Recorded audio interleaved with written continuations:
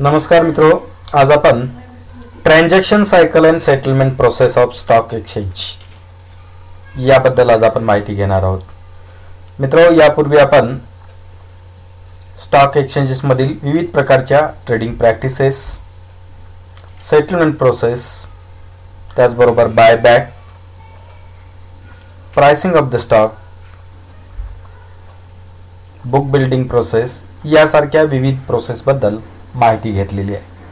आज आपण स्टॉक एक्सचेंजमध्ये स्टॉक्स खरेदी केल्यानंतर स्टॉक एक्सचेंजच्या सिस्टमद्वारे जी ट्रान्झॅक्शन सायकल कंप्लीट केली जाते, ती ट्रान्झॅक्शन सायकल व ॲक्च्युअल स्टॉक्स डेबिट क्रेडिट करण्याची प्रोसेस याबद्दलची आपण माहिती घेणार आहोत.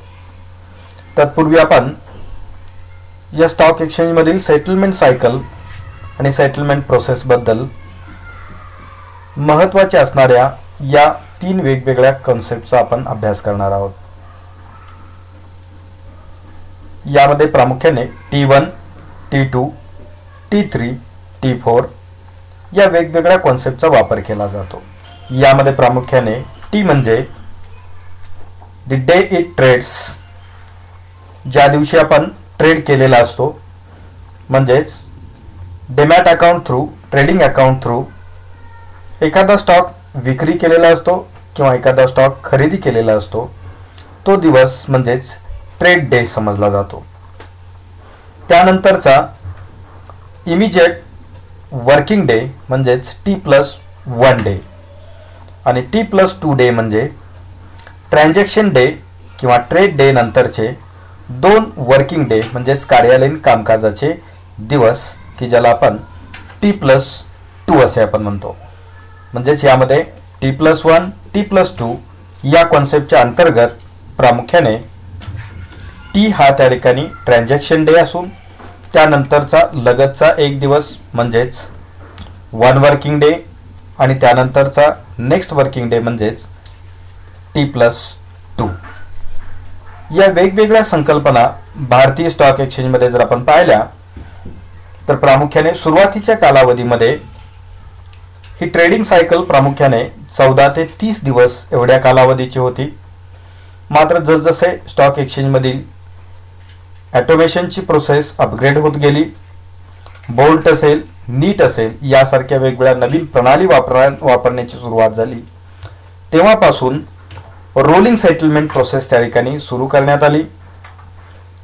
डिसेंबर 2001 पासून रोलिंग सेटलमेंटच्या अंतर्गत T+5 डेज म्हणजेच ट्रान्झॅक्शन डे +5 डेज या कालावधीमध्ये ट्रेडिंग सायकल ही सेटलमेंटची सायकल झालेली होती.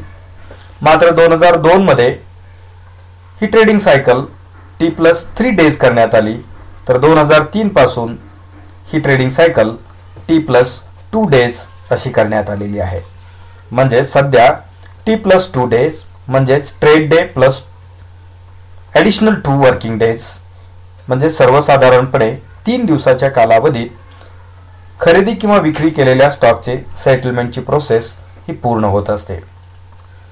सर्वसाधारणपणे या ट्रेडिंग सायकलमध्ये सहभागी असणारे अनेक वेगळे घटक जर आपण विचारात घेतले तर ज्या स्टॉक एक्सचेंजच्या माध्यमातून आपण रोख्यांची किंवा स्टॉकची खरेदी करत असतो, तो स्टॉक एक्सचेंज, मग तो नॅशनल स्टॉक एक्सचेंज असेल किंवा बॉम्बे स्टॉक एक्सचेंज असेल.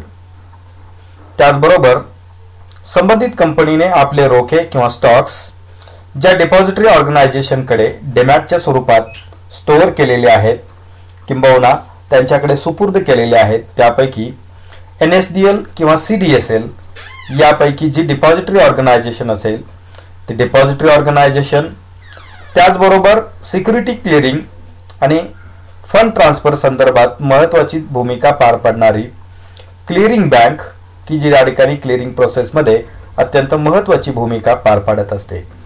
त्याचबरोबर या सिक्युरिटी होल्डिंग करून ठेवणाऱ्या ज्या कस्टोडियन कंपन्या असतात, या कस्टोडियन कंपन्या अत्यंत महत्त्वाची जबाबदारी याच्यामध्ये पार पाडत असतात. या संपूर्ण प्रक्रियेमध्ये मध्यवर्ती असणारी national securities and clearing corporation of India, national security clearing corporation of India limited म्हणजेच NSCCL ही एक त्या ठिकाणी या सेटलमेंट प्रोसेसमधली अत्यंत महत्त्वाची संस्था असल्याचे आपणास दिसून येईल. यामध्ये जर आपण पाहिलं, जेव्हा एखाद्या विशिष्ट स्टॉक एक्सचेंजमधून सेटलमेंट बाबतच्या ऑर्डर्स रिलीज होतात तेव्हा त्या नॅशनल सिक्युरिटी क्लिअरिंग कॉर्पोरेशनकडे प्राप्त होतात. त्यानंतर संबंधित मेसेज हा कस्टोडियनकडे पास केला जातो. कस्टोडियनकडून तो मेसेज कन्फर्म करून नॅशनल क्लिअरिंग सेलकडे दिला जातो आणि तो क्लिअरिंग अँड सेटलमेंट प्रोसेससाठी क्लिअरिंग बँकेकडे फॉरवर्ड केला जात असतो. त्याचबरोबर सेम टाइम तो मेसेज हा डिपॉझिटरीकडे देखील पास केला जात असतो. त्यानंतर depository organisation national security clearing कॉर्पोरेशनकडून त्याचे कन्फर्मेशन घेतात. क्लिअरिंग बँक देखील NSCCL कडून कन्फर्मेशन घेतात व त्या कन्फर्मेशनचा मेसेज कस्टोडियनद्वारे की त्या ठिकाणी नॅशनल सिक्युरिटीज क्लिअरिंग कॉर्पोरेशनकडे हा त्या ठिकाणी व्हेरीफाय केला जातो. या पद्धतीने बायर व सेलर यांच्यामध्ये झालेल्या व्यवहाराची प्रत्यक्ष सेटलमेंटची प्रोसेस ही राबवली जात असते.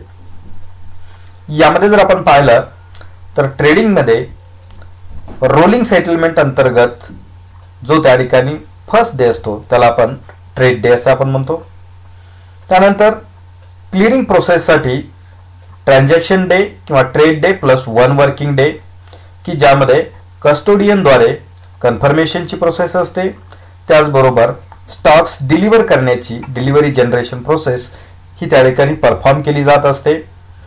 आणि T+2 वर्किंग डेज म्हणजे तिसऱ्या दिवशी सेटलमेंटची प्रोसेस ही एक्झिक्यूट केली जात असते, ज्यामध्ये securities and fund pay in and pay out या 2 प्रक्रिया एक्झिक्यूट केल्या जात असतात. यामध्ये आपण दुसऱ्या चार्टमध्ये जर आपण पाहिलं तर आपणास लक्षात येईल ट्रान्झॅक्शन डे किंवा ट्रेड डे की ज्या दिवशी खरेदीदार किंवा विक्रेता गुंतवणूकदार आपल्याकडील रोख्यांची खरेदी किंवा विक्री करत असतो तेव्हा तो स्टॉक एक्सचेंजचे ट्रेडिंग सुरू झाल्यापासून म्हणजेच सकाळी 9:30 ते दुपारी 3:30 या कालावधीमध्ये जो त्या ठिकाणी ट्रेड करत असतो त्यामध्ये करण्यात आलेल्या ट्रेडचे प्रत्यक्ष एक्झिक्युशनची प्रोसेस ही नेक्स्ट डेला ही सुरू होत असते. त्यामध्ये प्रामुख्याने T+1 डेला 1 PM ला confirmation of all trades including custodial trades custodial ट्रेडनी देखील केलेल्या ट्रेडचे हे त्या ठिकाणी कन्फर्मेशन करण्याची ही प्रोसेस असते की जी त्या ठिकाणी 1 PM पर्यंत कंप्लीट केली जाते.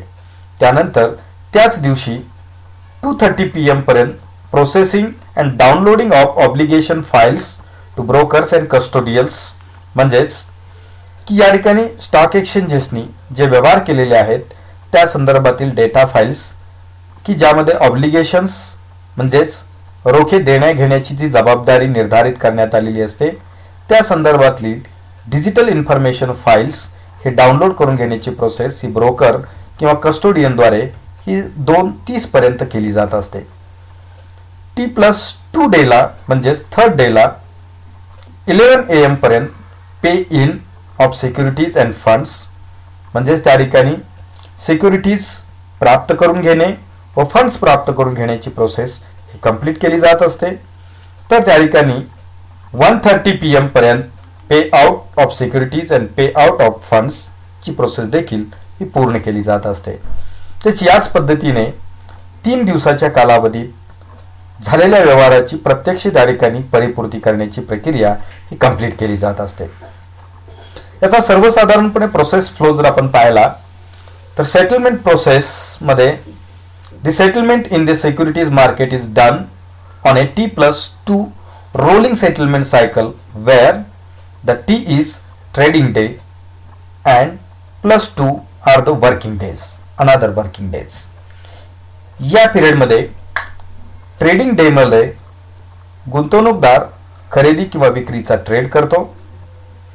त्यानंतर option of early pay in settlement process failure to pay in या वेगवेगळ्या टप्प्यातून सेटलमेंट प्रोसेस ही एक्झिक्यूट होत असते.